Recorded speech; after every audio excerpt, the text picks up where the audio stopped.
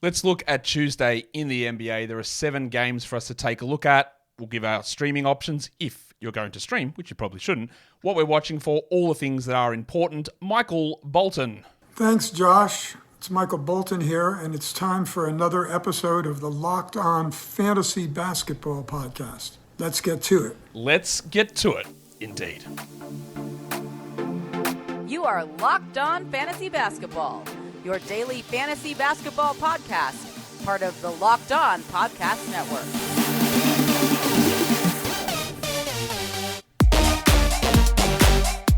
Hello and welcome to the Locked On Fantasy Basketball Podcast, brought to you by Basketball Monster. My name is Josh Lloyd, and cilantro is not an herb because A, it's called coriander, and B, it's pronounced herb. I'm also the lead fantasy analyst at basketballmonster.com, and you can find me on Twitter, as always, at redrock_bball, on TikTok at redrock_bball, and on Instagram at LockedOnFantasyBasketball. Today's episode is brought to you by FanDuel. Make every moment more. Right now, new customers can get $200 in bonus bets if your best bet of $5 or more wins. Visit FanDuel.com/LockedOn to get started. Thank you also for making Locked On Fantasy Basketball your first listen every day. We are free, and we are available on all platforms. Go hit the thumbs up. I'm sure you already have. If you haven't subscribed, great, go do it now. But also, if you have, thank you. And pre-bang, the live trade deadline show Thursday, February 8, 1 p.m. Link is up there somewhere around this time. Go find it and go click on it and go pre-bang it. We are here to talk about Tuesday's game. And just as I hit record, the Memphis Grizzlies dropped their injury report, which is great because there's a million guys on it as usual and guys popping up on it who weren't on it. Anyway, it's a mess as per usual, and we'll talk about that when we get to it later on. There's only one team that is playing the Tuesday, Wednesday back-to-back. That is the Miami Heat. So if you are in a position to stream, the Heat are guys you can look at. But also, remember, save your waiver wire ads. Preserve flexibility. Don't bother streaming if you've got limited ads for this week. Save them for big long-term injury news or trades. That's what we're saving it for. Yeah? That's what we're saving it for. I did the injury report already for all 30 teams earlier today. I will just update you on the Grizzlies. So they've listed Santi Aldama is questionable, John Conchar is questionable, Derrick Rose is questionable, and Vince Williams is questionable. Jaren Jackson doubtful after missing the last game. This is not boding well at all. Xavier Tillman is doubtful. Xavier Tillman is listed as doubtful left knee injury recovery. Sorry, what injury did he have? What's he recovering from? What was the injury? Nothing? Cool. Des Bane is out, Clark is out, LaRavia is out, Morant is out, Oladipo is out, Marcus Smart is out, and Zaire Williams is out. So, yeah, sick. Love that. Going to be great. It's going to be great. Memphis are going to be such a treat to deal with all season. Who are the streams of the day? Your 10-team streamer for Tuesday is going to be Jalen Suggs. Your 12-team streamer is Precious Achiuwa, whose value will bump if we hear more about Oji Anunoby and Quentin Grimes. We don't know about those guys yet. I've got John Isaac as the 14-team league guy. I've got Chris Dunn as the 16-team league guy. But honestly, there are going to be other Grizzlies players who step into these positions, but I just don't know. Like, Santi Aldama will be a 14-team league guy, but I don't know if he's going to play because Tillman and Jackson are out. But I don't know if Aldama's going to play. He's questionable. So does Trey Jemison in there? Is Tosan Evbomwan worth an ad? There's just too many guys with questionable tags. 4 of them who would probably play, let's say, 110 minutes between them. Aldama, Conchar, Rose, and Williams. 35 for Vince, 30-ish for Santi, 30 for Conchar, and like 20 for Rose. But they all might not play. Meaning there's just going to be a bunch of other guys fly into those spots. Your Yahoo point streamer is Precious Achiuwa. Your ESPN point streamer is Precious Achiuwa. Again, his value would rise in the scenario where Grimes and Oji Anunoby are sidelined at the moment. We don't have that information on those guys. So what's on my radar? The first game is Houston and Indiana. Cam Whitmore is the guy that I am watching. I am fairly confident in what I feel about him. Like him as a player. Going to be a future starter, I think, and a pretty good fantasy contributor. There's just not enough there for him this season. When you're only getting 20 a night and you're relying upon insane usage and efficiency to get value, and it's only from scoring, it's just not a viable guy. It's an emergency stream sort of a player, but I always want to watch him because he's fun, but I just don't think much is going to change there. For the pace as well, that's another one of those irritating teams that we can take a look at. Because as usual, there's going to be confusion about what they do with their injury report. I want to see Miles Turner because I've already had the questions. Is Miles Turner a drop? Absolutely not. But that means that he's going to be definitely appearing on the Buy Low show tomorrow. So we're seeing what he's able to do. But they've got Tyrese Halliburton listed questionable again. He's played the last 4 games. They keep listing him questionable. They keep limiting his minutes, but listing him questionable for the next game. So look, I'm going to guess that he plays, but I don't know. Jalen Smith is also questionable with back spasms. He played the last game with that back issue as well, so that just confuses things even more. In terms of stream guys, it is Dylan Brooks there in Houston, and it is probably McConnell, Timothy John, but who knows? 23 and 21 minutes the last 2 games, 0 the one before that. Andrew Nembhard played 0 minutes and 27 in one of them. Is TJ a 20-minute player? I honestly couldn't tell you. I don't know how to plan it out. Another frustrating team that is going to be frustrating for us all the way through. Well, at least in the short term. Orlando, Miami. Markelle Fultz has seen his minutes drop the last 2 games with John Isaac playing more and Fultz playing like 23 minutes a night. 23 minutes a night for Markelle Fultz is absolutely not enough. He played 31 in the game last Wednesday against the Spurs and then 23 against Minnesota and 23 against Detroit. So if he's a 23-minute player, we're not dealing with him in 12-team leagues. And that's because they're giving 20 minutes a night here to Isaac, and Gary Harris is back, limiting what Fultz does. So I think he's probably a drop, but we watch it. Terry Rozier is also a guy we want to watch in Miami. As I said, the Heat are on the back-to-back Tuesday, Wednesday. Duncan Robinson's questionable for them. Tyler Hero missed the last game with a migraine. He is going to play. Rozier looked a little bit better, but it's still not feeling particularly solid or strong. He is still a guy we're rostering, but I'd like to see a little bit more. In terms of streams, Johnny Isaac looks pretty good on the Orlando side. You're not going to get high upside in minutes, but a steal, a block, 2 steals, 2 blocks, definitely a possibility. And then for Miami, we've got Caleb Martin there. It'd be more value for him if Duncan Robinson is out. But you've got the Martin, Richardson, Jaquez, Highsmith quartet of guys who get these random minutes off the bench. Martin is probably the guy that looked at just because he is lowly rostered, just 7%, whereas Jaquez is like at 53%. And I have a little bit more faith in him than Josh Richardson. But yeah, it's a pretty rough scenario to try and guess what they're going to do. Today's episode is brought to you by FanDuel Sportsbook. The Super Bowl, happy Super Bowl. For those of you who celebrate the Super Bowl from FanDuel, America's #1 sportsbook. It is coming up next Sunday, the Super Bowl, and this is your last chance during the season to get a W on football, or maybe 2, or maybe 3. You're planning out your week. You've got your snacks sorted, your food ordered, your guest list delivered, your group chat message sent around. Hey, come around my joint.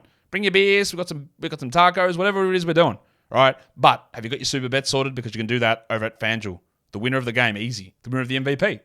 Player plop, not plops. That would be a completely different sort of bet. We're looking at individual, like player props on yards or touchdowns or anytime touchdown scorer, exact score of the game, all that stuff you can check out over at FanDuel. And it's great because new customers can get $200 in bonus bets if your first bet of $5 or more wins. Go to FanDuel.com/lockedon to sign up. That is FanDuel.com/lockedon. Make every moment more with FanDuel, an official sportsbook partner of the NFL. And don't forget to gamble responsibly. Okay, let's get back into the rest of the action here. We talked Orlando, Miami already. We're going to go to Memphis and the Knicks. I had Jaren Jackson there as a guy that I wanted to watch. Well, I'm not going to be watching him because he's going to be doubtful. So now we're just wanting to see how any of this stuff plays out. Who do we get the minutes to? Like, it's so confusing. Like, what does Pippen do? Gilead do? Roddy do? Rose do? Ev Bumwin do? Jemison? Maybe Trey is a stream guy here with all these centers out. There's just no way all these can be real. I'm sorry. I know that, I push back against fake injury narratives, but there is just no way that a team is getting hit with this many injuries consistently. There's no way it's like this. Sorry to tell you. For the Knicks, Jalen Brunson is someone I want to watch. He's obviously playing really, really well. And the thing about Brunson is there's actually some scope for him to be better because he cannot finish at the rim at all. He's like 51, 52% at the rim. Now, I say that could improve because he was a 60 guy back in Dallas. But he's also hitting his mid-ranges at like an insane 50% level too. So I guess that could fall off as well. But just watching what he's able to do, this insane 3-point shooting stretch, which has lasted basically 2 seasons, and upping his usage, he's carrying this team at the moment. It's really impressive. In terms of stream guys, John Conchar probably for Memphis, but it's Aldama in that mix as well. We just don't know who's going to be available. And then for the Knicks, it is Achua because DiVincenzo and Hart are already on rosters. Dallas and Brooklyn, one of those games where both teams are coming off the back-to-back on Monday. So we'll see what happens on that Monday game. I think there is a risk, not of Kyrie sitting, but of Luka sitting, because he's been dealing with injuries. He's going to play Monday, but we don't know about Tuesday. We're expecting Derek Lively to be out with that nasal surgery. And I expect Dante Exum to be out as well. Derek Jones is probably the guy that is available in most leagues that is streamable, but you never feel super confident about getting Derek Jones in there. And of course, if Luka is out, you get a little bit more value pumped into Jones, but also more importantly into Jaden Hardy. For the Nets, Lonnie Walker is someone that I do want to watch. I expect that he plays. He's got a real big chance on Monday with a couple of guys out, but I don't know whether Finney Smith's going to play on Tuesday, and Ben Simmons will return on Tuesday. So does Walker still get those 30 minutes? Because he's had 30 minutes in 2 consecutive games. And 30 minutes of Lonnie Walker is at least a 12-team points guy. Probably not a 12-team category guy, but at least a 12-team points guy. The next game is the Minnesota Timberwolves and the Chicago Bulls. I want to just focus a little bit more here on Naz Reid. I maintain that he's not a 12-team league guy, but the masses disagree with me because he's just rostered everywhere. I'm not really sure what we're doing with it. Like, are his numbers good enough for him to be an unimpeachable member of a 12-team roster? I don't believe so. And he gets these 22 minutes a night. He gives little bits and pieces, but I don't really see that as an absolute must. So let's see how they utilize him, if there's any change. Do they go 3 big at all? I doubt they will in this one.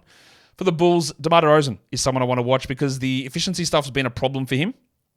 Basically all season, that's going to lead to him not hitting nowhere near his ADP.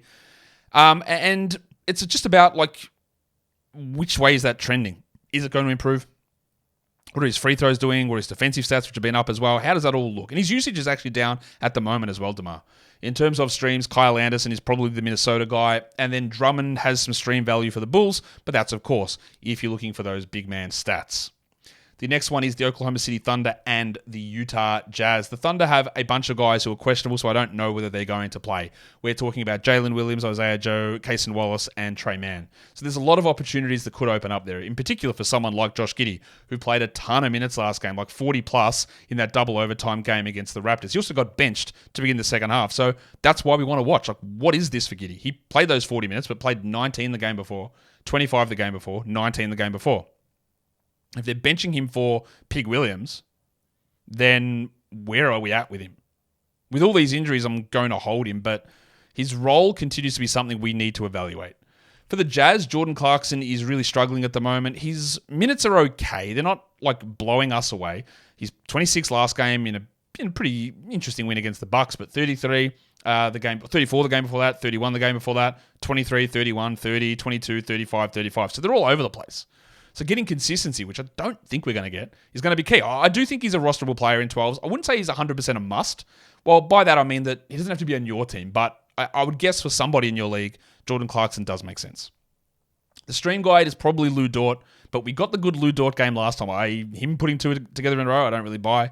And then after that, it would be Aaron Wiggins, especially if one or two of those questionable tag players are out. For the Jazz, Chris Dunn with his rebounds, assists, steals, and blocks. Not going to score, but he has that value. And then if Keontae George is available, he's sort of an opposite guy, more of a points and threes sort of a player with some assists chucked in there as well. And he is starting to look better, and the efficiency is up at the moment for the speaker.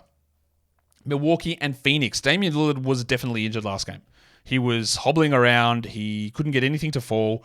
I wouldn't be shocked. At the moment, he's not, but I wouldn't be shocked if he pops up on the injury report with another questionable tag with that ankle, and if he sits a game coming up here. Brook Lopez has also missed the last couple with a personal issue. I expect that he will return, and Chris Middleton missed the last game, so he'll be back. But watch for Lillard and see how he looks, but see whether he plays or not.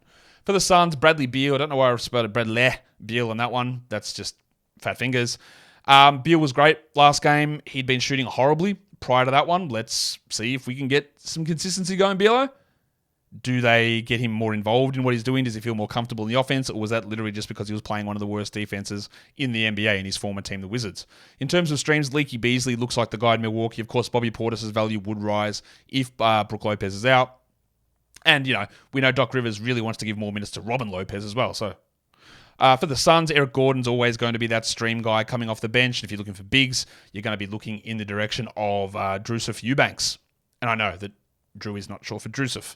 Short for Andrew, which when I found that out, that actually blew my mind. Anyway, today's episode is brought to you by BetterHelp. Sometimes we need that opportunity to get something off our chest. whether it's big or small, there are certain things in life that can get to you. So you might think that it's inconsequential, that's something that's bothering you, but talking to someone about the things in your life that bother you, that's what therapy can be, and having that unbiased person is important. Again, these might be trivial things, but often there are causes or roots to these trivial annoyances that can lead to bigger problems or things that are impacting other areas of your life. And having the skills and the tools which therapy can teach you to deal with those things can also be translated into other environs. You can talk about the way that, hey, how do you do with this when this annoys you? And then when something bigger and worse happens, how do you use those new coping skills to be able to address those problems?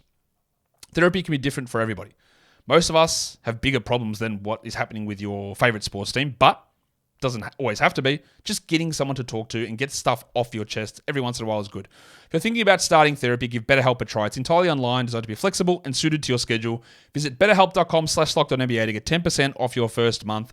That's BetterHelp, HELP.com/lockedonnba.